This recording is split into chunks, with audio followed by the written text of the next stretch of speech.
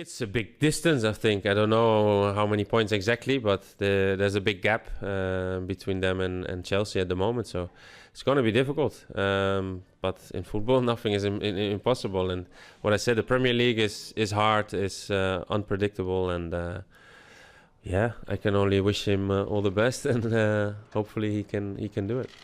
Yeah, still I think maybe the results are maybe the last maybe I don't know, the last period maybe a little bit more disappointing, but still I think you can see, for me, and that's a very big compliment to him, you can see already his handwriting.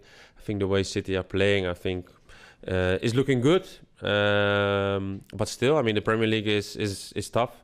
Every game is another battle, another war, and it's not easy to win the league in England, and